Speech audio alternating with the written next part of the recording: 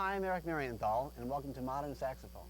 You know, playing the saxophone can be one of the most fun instruments you can play, and obviously, the better you are at it, the more fun you're going to have. To me, the two most important things about playing are, number one, having a good, strong sound, and also having good, solid technique. These 2 points I'm going to cover today extensively, in addition to playing high notes, jazz improvisation over various styles of music, and some ear training. So, let's get started. As I was saying before, one of the most important things about playing the saxophone is your tone. It's the greatest asset you'll ever have. To me, it's the most important thing. And there's a theory I'd like to pass on to you that I have about embouchure and your throat position and diaphragm. Let's start with the embouchure. Remember that it's important to make sure that your whole embouchure is as relaxed as possible. In fact, the only part of the embouchure that needs to be somewhat firm against the bottom teeth is the point of the bottom lip that actually touches the reed. So let me start off with an exercise here that deals with the lower structure here. What we want to do is create a sound. Actually, we'll start on G. And we'll play this note, and as you play, bring your jaw down slowly until the sound drops out entirely, like this.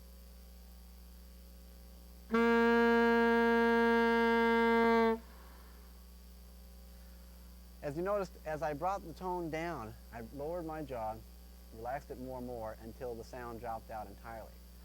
There's a threshold point right there, and just above that point is where you want to have your sound develop. It's where you want to basically anchor your bottom lip. So the idea is to allow the reed to vibrate as freely as possible. In fact, all these embouchure exercises that I'm going to give you all relate to the reed, basically, and you want to try to be as relaxed with it and allow it to vibrate as much as you can. By doing so, your sound will be as big as possible. So let's try that exercise again together. And this time, as we play, you're going to play on the note G on the alto, and if you're playing tenor or soprano, go ahead and play along if you want to, or just watch, or turn off your VCR and do it on your own. As we play, I'll bring my lower lip down, and just before I get to the point where the sound's going to drop out, let's see if we can center our sound at that point.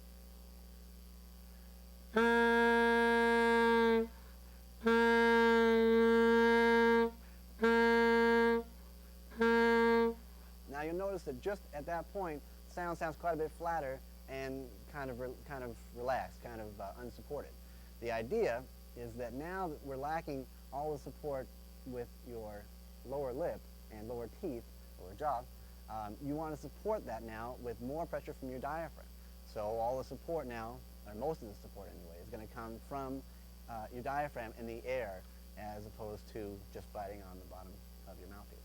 So let's try now to do the same process, except this time try to round out your sound as you get to that point there at just above that cutoff threshold, and see if you can really develop your sound into a more round sound and try to hear some more of the overtones as you play.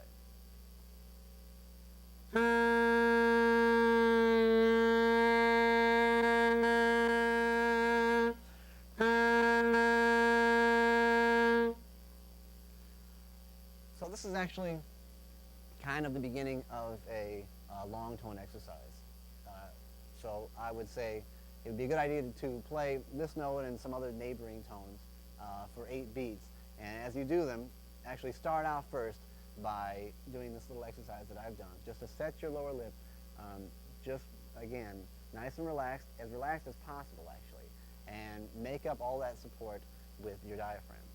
So let's try some long tones, and we'll play that pitch and develop the sound as much as we can.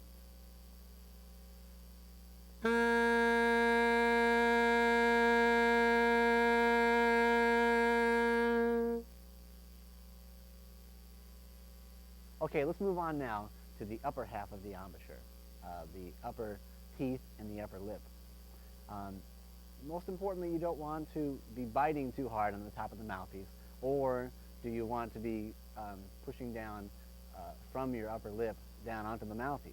Obviously, as we bring your lower embouchure down, and as we get a little bit more relaxed and away from the reed, allowing the reed to vibrate, if we're pushing down from the top, it's going to defeat our purpose. So let me give you an exercise now that will help counter the natural muscles that you have that are kind of naturally pressing down on the top of the mouthpiece. This is kind of a strange little exercise. It's kind of called the bucktooth exercise, where you want to play, again, some long tones, but as you play, try to lift your upper lip off the mouthpiece entirely, so you're playing with your teeth showing, like this.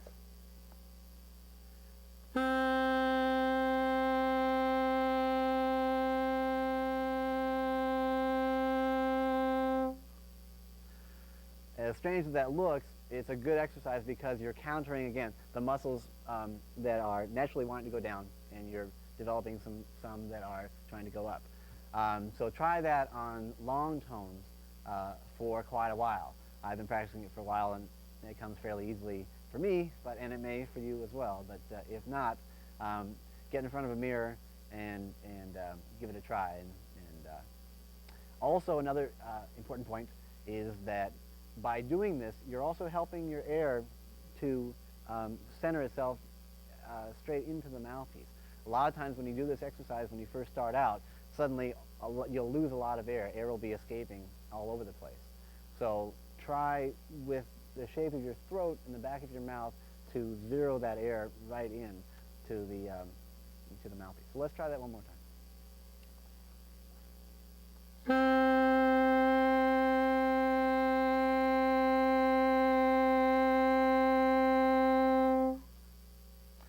If you're having a hard time getting this one, what I suggest is getting in front of a mirror, like I said before, and just take your finger and actually lift your lip off the mouthpiece and just practice it. I'd recommend giving it maybe 15 minutes a day or so. Any more than that, and you're likely to be passing out. So give it a try. I bet you'll like this one.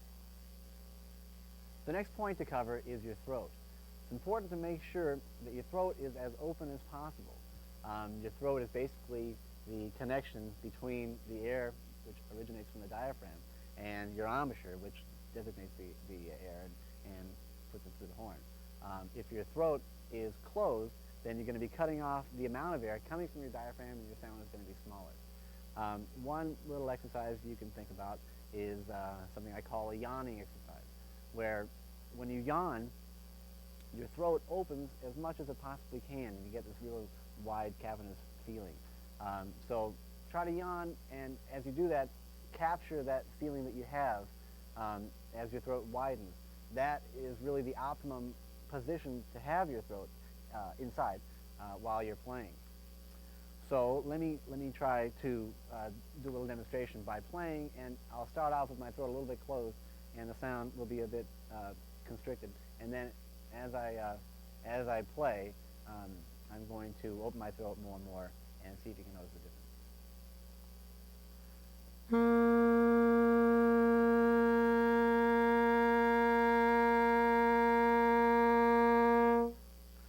As you can hear, as I open my throat, it allows more air to come through from the diaphragm, and the sound widens. It's actually kind of a feeling right here behind your Adam's apple and along the sides.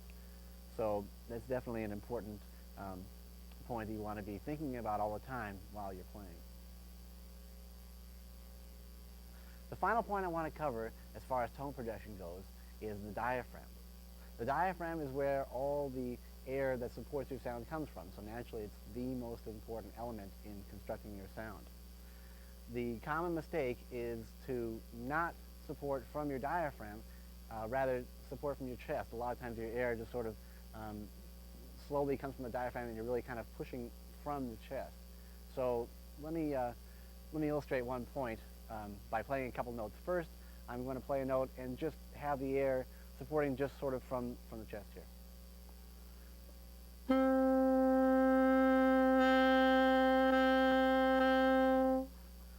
By doing that, your sound is constricted and small. What you really want to do is always be pushing from your diaphragm. Really give a good, strong support like this.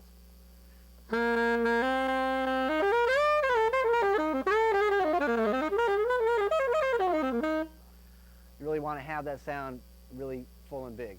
It's not to say that you, by supporting, you're automatically going to get louder. The idea is that you want to have the volume of air large, but you control your actual dynamics, your volume, by the rate of air. And so you always want to have the support even when you're playing soft, but you just want to slow the air down. So, let me show you a little exercise here with a piece of paper that you might want to try at home. And the idea is to hold the paper up and just blow and try to keep a steady stream of air going onto the paper, and try to hold it up without letting it down, and support your stream with your diaphragm. Really push from your stomach.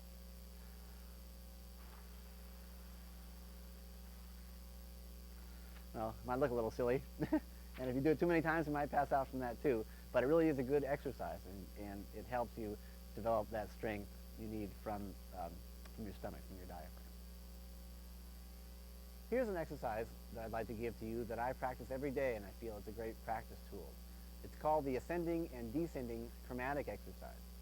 Actually, originally, it was a flute exercise, and you may have played it on the flute yourself, but it translates to saxophone very, very well. Let me describe what it is.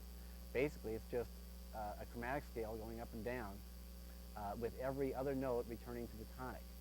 So let me demonstrate the scale for you. Oh, I'd like to now mention also that I'm going to play this exercise with a drum machine, actually. Either practicing with a drum machine or a metronome is very, very important, both as a practicing tool to even out your technique and make sure you're really locking into the time. By doing that with every note, you're really gaining control over your fingers and where and exactly when you're pressing them down. Also, it just improves your time sense when it comes time to playing with other musicians, rhythm sections, and improvising. It's invaluable to have good, strong, solid time to be able to lock in to a metronome or to a drummer. So, with the aid of this drum machine here, let me demonstrate this exercise starting from low G going up to middle G.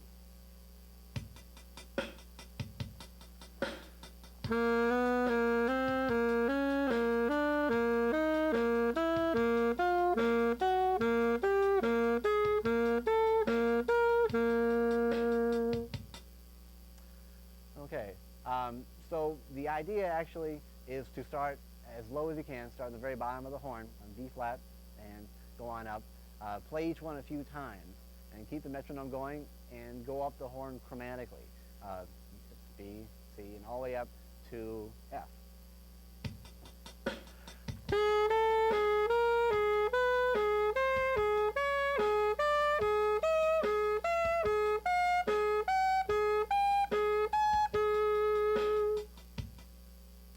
So when you reach that point, you turn back around and start descending, starting on F, except this time you're going down and every other note is the top F. Let me demonstrate that.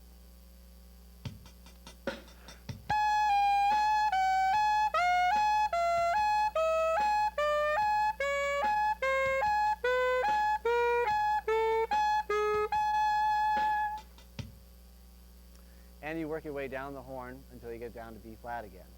If you do each of those twice and at a moderate tempo like I just did, and without stopping, it should probably take you maybe 15-20 minutes. One great piece of advice about practicing too is that you can consider it like weightlifting, like exercise, actual physical exercise. And if you maintain like a steady flow of exercise, if you keep playing just like riding a bike or jogging, you're developing muscles, and that's what physically playing a saxophone or any wind instrument, any instrument for that matter, is all about. You want to develop muscles so that you're able to play it more easily. So the tempo is definitely your choice, but I'd say never play the exercise any faster, for sure not any faster than what feels comfortable. A big secret about technique, and especially how playing fast, is practicing slowly. I definitely feel that when I am at my best technically, I've practiced a lot just very, very slowly, and I feel like I can really move around the horn the best if I practice that way. So let me demonstrate one twice that fast for you here.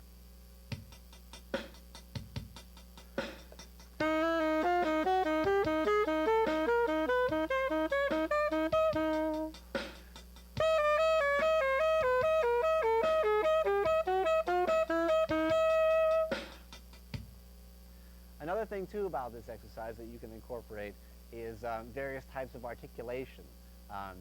You can do one series slurring the whole way through, and you can do some mixing up the articulation, say slurring two and articulating two, or you can staccato the entire exercise, or you can use like a jazz tonguing, like tonguing every other note, such as this.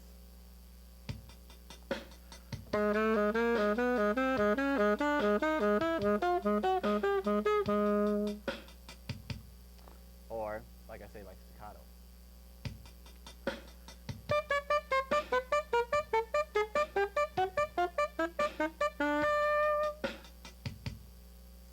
I feel that exercise is real strong, and if you spend a good 15-20 minutes a day, starting from the very bottom of the horn, going up and going back down, you'll really feel a difference. Now here's an exercise that's actually going to require a little bit of homework on your part. It's called the motif exercise. And what you want to do is construct a little musical motif, say 4, 6, 7 notes actually, and write them down and practice them just in a repeated fashion. And ideally what you want to do is find a spot on your horn that you feel like you're a little technically lacking. Say if you feel as though when you play a B major scale, your alternate A sharp fingering down here is a little sluggish, and you're kind of having a hard time with it. Develop a little 4-note, say, exercise around that fingering. As a matter of fact, if you write down, say, a whole page worth, say 50 exercises, and put repeat marks after each one, and read it down from top to bottom, you'll find that it makes a terrific series of exercises.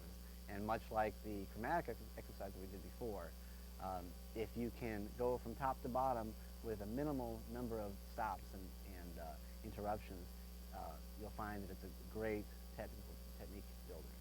So let's give this one over here that I've written down a shot, and I'll show you what I mean.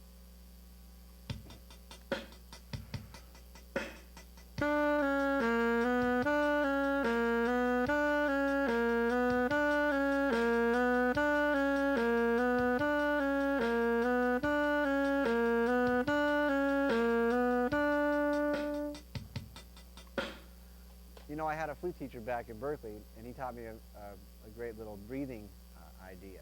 And that is to make sure that when you play an exercise like that, that requires a long breath, a long phrase, to prepare your air.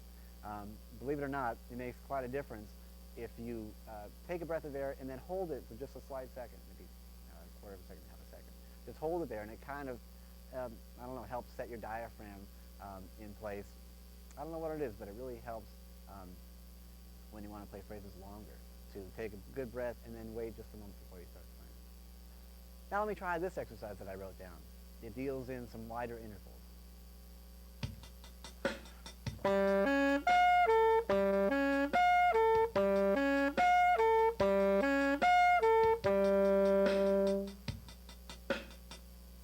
Again, on these exercises, you can use all kinds of different articulations, and if you're having trouble, like I say, with keeping an even staccato or alternating short notes to long notes. Now let me give you this exercise here. Just another idea of another pattern that involves going over the octave break.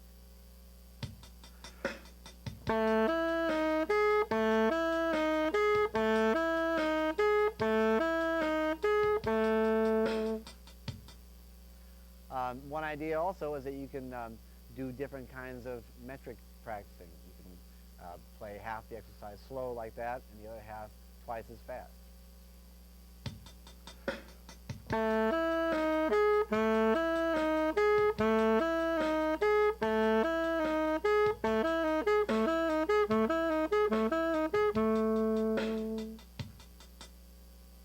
Now here's some footage from a Chicory Electric Band concert. It's a solo of mine that I played on the song Light Years, and after we watch it, I'm going to discuss the solo.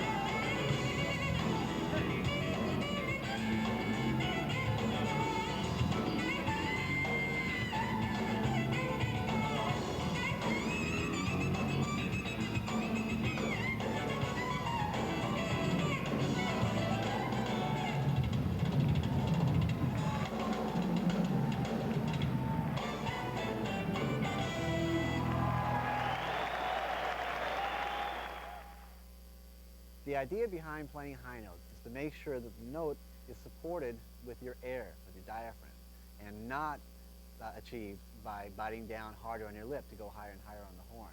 If you do that, number one, your sound will get small and squeaky and really not big and fat like you want. And number two, you're going to end up with an incredibly sore lip after about 5 minutes. So first, let's start off with some fingerings that I use above F sharp. This first circle up here represents the plateau key. These three right here represent 1, 2, and 3 on the left hand. These are 1, 2, and 3 on the right hand. This is your C and E flat keys down here with the pinky of the right hand. This is the octave key here. These are the table keys, and up here are the palm keys.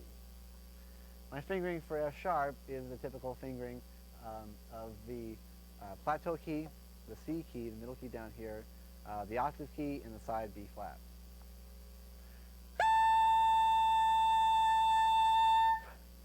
That one comes out awfully nicely, and if you haven't got a high F sharp key on your saxophone, that's a great alternative fingering. Let me move on now to the G fingering, which is 1 and 3 on the left hand, 1 and 3 on the right hand, and the octave key.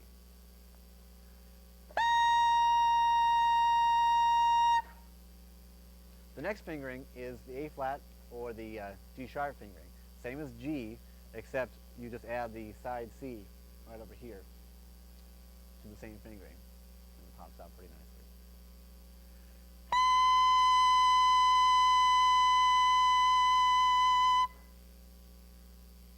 Okay, moving on to high A. High for me works two different ways, but the fingering I prefer is this one here of just 2 and 3 on the left hand and the octave key. Sounds like this.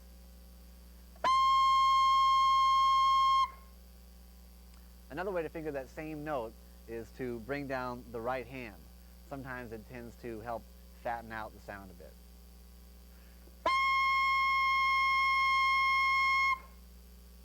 So now let's move on to B flat.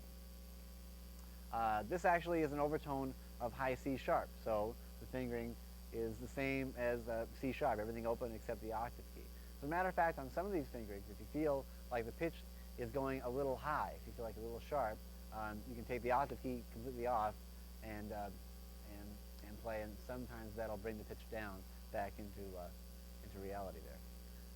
That works really well from G all the way up. So let me demonstrate B flat.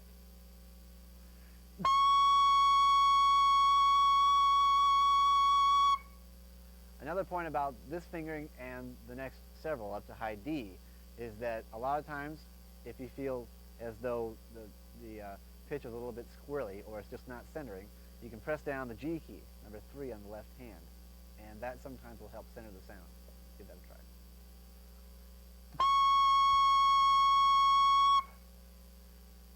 The next fingering is high B, and this is an overtone of high D, side high D on the left hand, you can see here.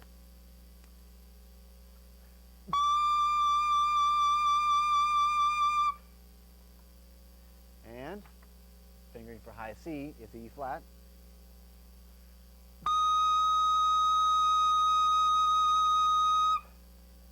The fingering for high D flat is the same as overblowing high E on the palm keys here.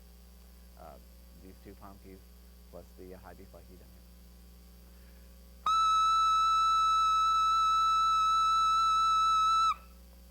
here. And last but not least, the fingering for high D. There's two good fingerings for this note. Again, you can go on the overtone of high F, like this.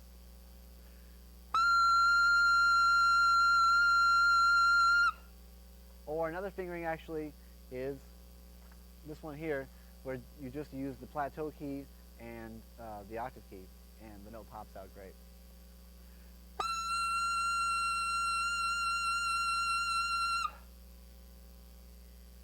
Okay, now let's go over 3 exercises that might help you out with these altissimo notes. The first one is sort of a half long tone, half articulated exercise, where with the metronome, play the note for 4 beats and then articulate, say, eighth notes staccato for 4 more beats.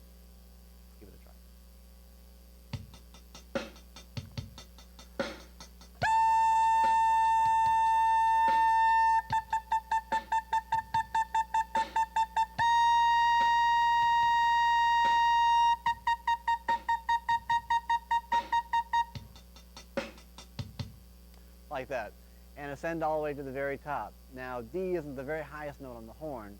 There are more, but that's a pretty good, solid, practical range to start off on if you're just kind of getting going playing high notes. So the very top of the horn would sound like this.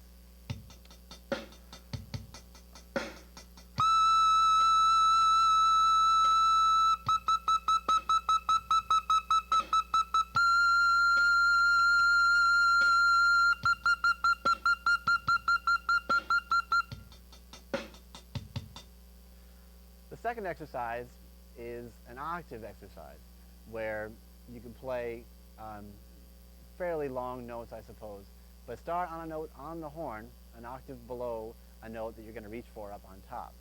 Say we'll go for G. The exercise could go like this. Again, you want to practice nice and slow to gain real good solid technique on these fingerings.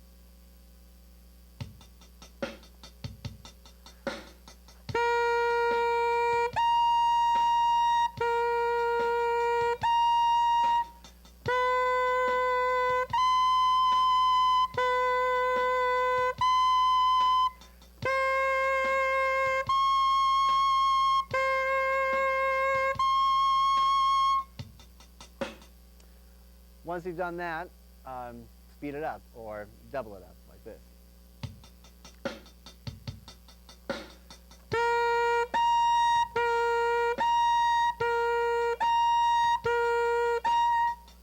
Or double it up even more.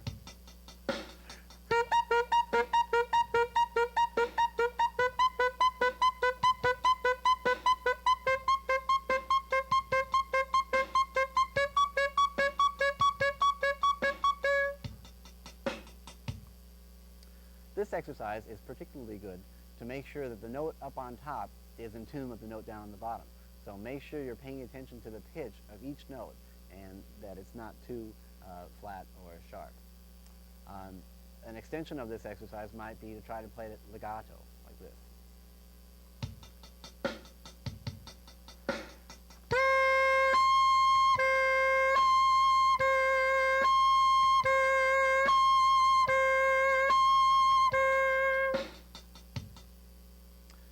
By doing that, by not using your tongue, you don't have that crutch. When you're tonguing, it kind of helps establish the note right off the bat. By slurring up to the note, you really need to really concentrate and make sure your throat is nice and open. If it is, and your diaphragm is supporting the note, then it'll come out easily. The third exercise is basically just a chromatic scale that goes from, say, high D up to altissimo high D and back down. Actually, it doesn't have to start on D. That's one example, but you can do it on any note that goes up and crosses the break. Let me show you first some plateau key fingerings for high E and F on the horn. So instead of just fingering them like this, you can use your plateau key and 2 and 3 on the left hand. Same thing for F. Instead of just playing it like this with the palm keys and the side E here. You can play the plateau key and the middle key, number 2 on the left hand, and lift up on number 3. So by doing that, that'll access your fingering for F sharp much more easily.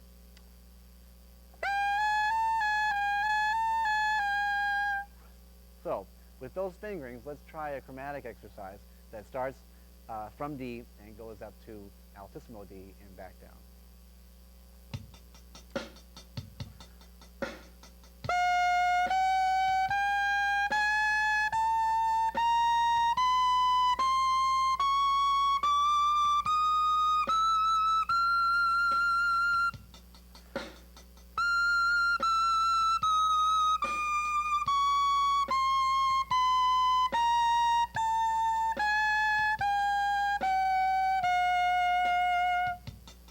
Now let's try one twice as fast.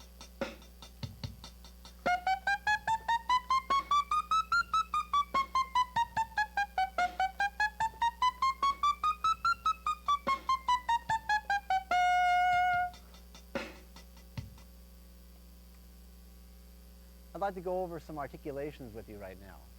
different ways of tonguing, 4 in particular. Staccato, legato, jazz, and dead tonguing.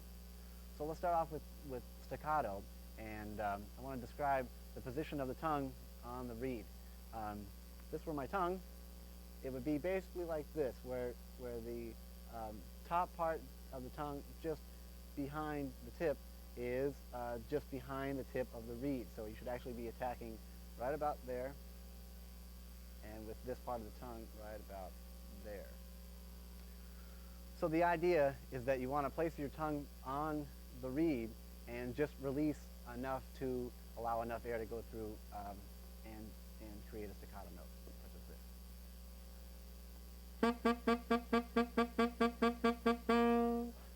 Try the metronome.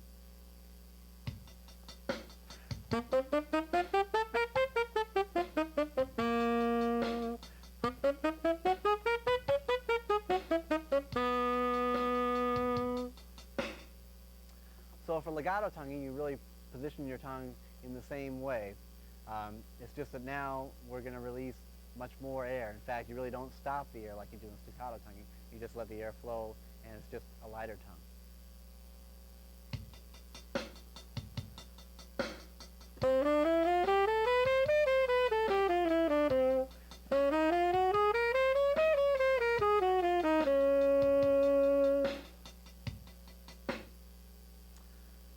And in playing jazz, you want to approach it a little bit differently.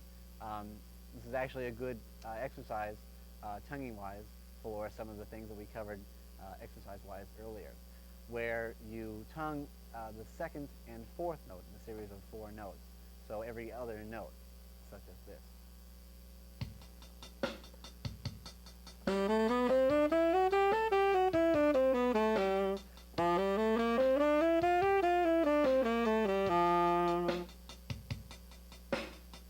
You might also want to try this exercise just by improvising a jazz line, maintaining a steady flow of 8th notes and keeping this articulation idea going.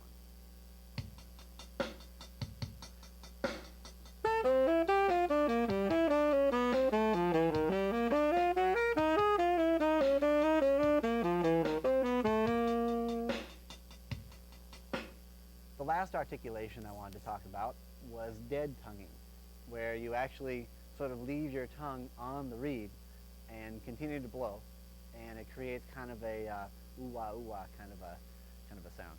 Check it out.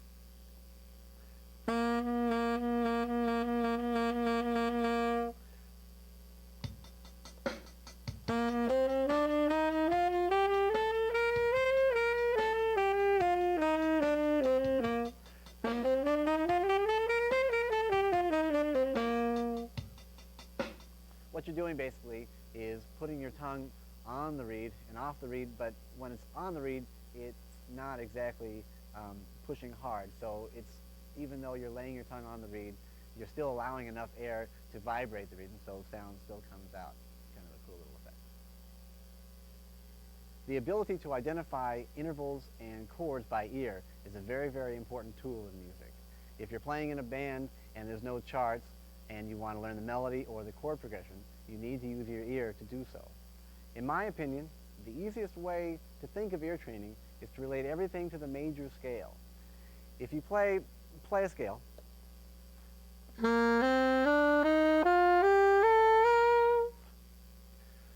if you were to play just 2 notes out of that scale, the way to identify the interval is to think of the bottom note as the root of a new major scale, and the top note as another degree of that same scale. So if I were to play, say, and then, well, think of the bottom note as the root of that particular scale, and then just go up until you come to that next note.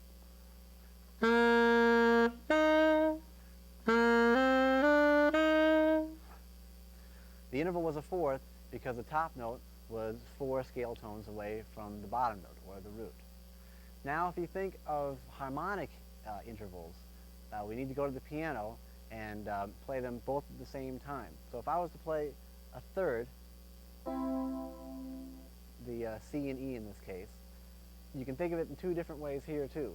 um, either by identifying both notes one at a time, or just, and more importantly, by identifying the sound of the interval just by hearing both notes together. So try to train your ear to listen for and be able to identify all these two-note intervals by just going to the piano and playing them and just listening and training your ear. Such as we'll try the second, the thirds, fourths, fifths, sixths, sevenths, and octaves. Another thing you can do now is to try to train your ear to listen for triads. And I'll play 4 different triads for you. I'll just add a top note here and play the root, third, and fifth of a major scale and construct a major triad. By flattening the third, you have a minor triad. By flattening the third and the fifth, you have a diminished triad. And by using the root, major third, and sharp raised fifth, you have an augmented triad. So there too, again, you have 2 ways of identifying the chord. Obviously, the easiest of which would be just to sit at the piano and listen to the sound of the chord and get a good beat on what the sound, what it sounds like. Now let's construct some major 7 chords by adding the 7th note of the major scale on top of the existing triad. So to construct a major 7 chord, play our major triad, root, third, and fifth, diatonically, straight from the C scale, and add our 7th.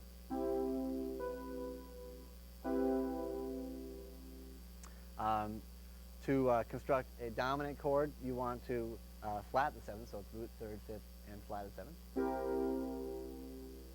Minor 7th chord with a root, flatted third, fifth, and flat 7th. Minor 7 flat 5 chord with a root, flat third, flat fifth, and flat 7th. The diminished 7th chord with a flat third, flat fifth, and doubly flatted 7th. So it's C, E flat, G flat, and A natural, or B double flat. And finally, the augmented 7th chord with root, third, sharp 5, and flatted 7th. Now these chords obviously are getting into several different notes, and it would be quite a challenge, to say the least, to pick out each one just by listening and trying to relate to the major scale, especially now that we're going away from the diatonic scale and getting into sharps and flats. Let's go through a few of these and see if you can pick some of these intervals out. First, we'll try this one.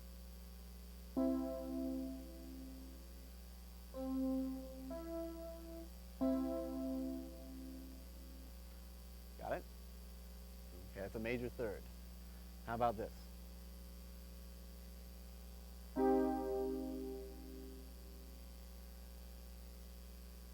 Minor triad. Let's try one more. Dominant 7th. Okay, well, this would be a great exercise to do at home, sitting in front of the piano and just training yourself as much time as you can stand. The more time you put into an exercise like this, definitely the better off you'll be. And again, it really helps a great deal when it comes time to play in a band where you don't have a piece of music and you've got to use your ears. Now we're going to move on to another piece of footage from the Chick Corea Electric Band, and this is from a solo of mine from the song Got a Match.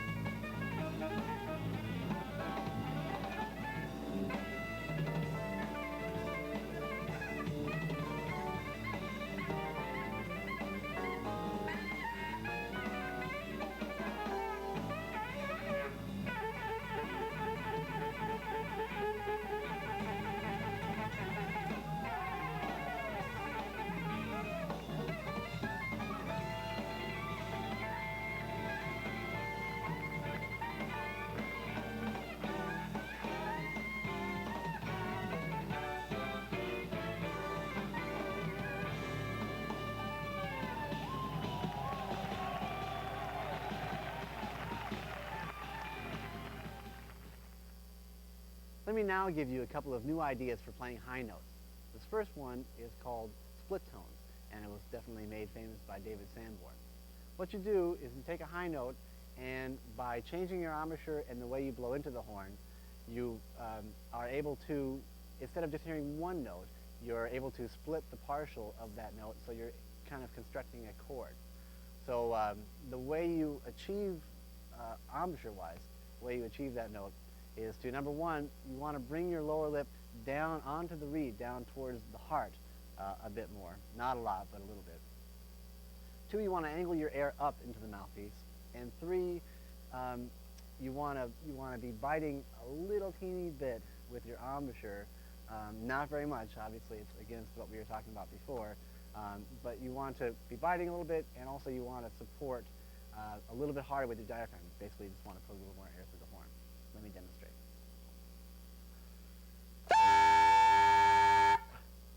If you take the same note, and let's start actually by playing the note straight and going into a split tone.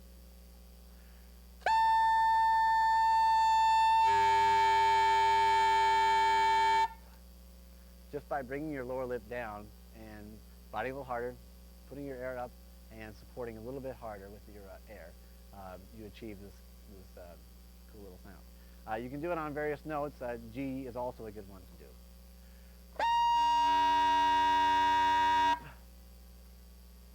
The second idea I have for playing high notes is what I call a siren, where you start from one note and end up on another note way higher by sliding or sirening instead of going actually diatomically or chromatically to the note.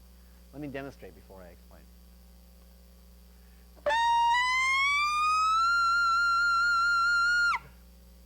What I'll do is start on a definite fingering, in that case a G, and end up on a definite fingering, in that case a high D. But in between, you just sort of half key everything and just sort of approach the whole upper part of the horn as one giant upper partial, basically. What we're doing by having regular fingerings on all those notes in between is basically locking in each of those partials so that they become an actual note.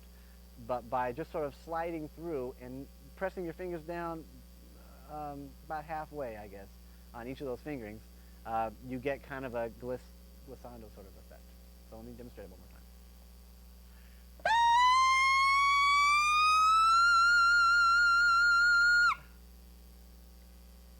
Now let's go through some pattern ideas. Let's do one based on a minor 7 arpeggio.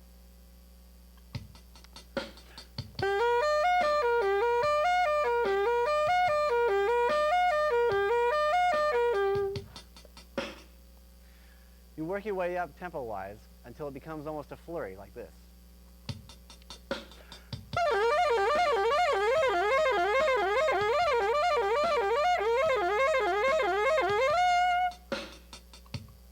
Another minor 7th idea is to descend this time and start from the 5th and go to the 4th, flat 3, and 1, like this.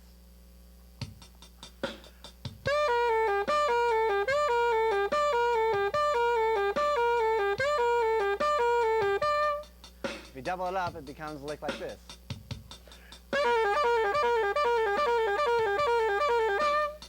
You can do it in octaves.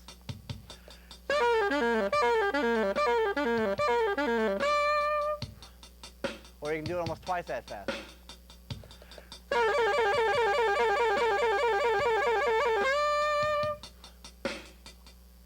Now we'll move on to a 5 lick, a lick that's actually phrased in 5s. This idea actually was inspired by Chick Corea, who plays a lot of 5-type ideas and is a great influence to a lot of us musicians.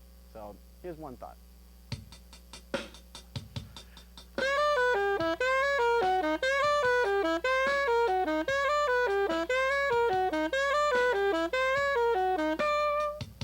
And if you double it up, it becomes a lick like this.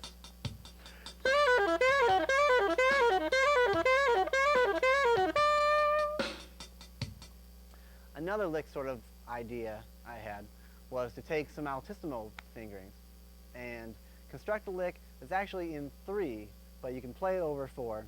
And what it is a 7-note pattern grouped in front of a 5-note pattern. And I'll play it slowly first.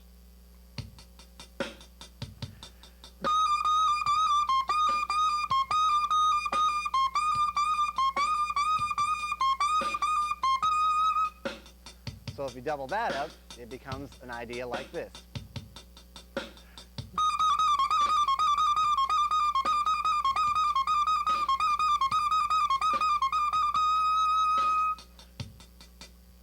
There's some ideas for you to practice. It becomes an idea like this.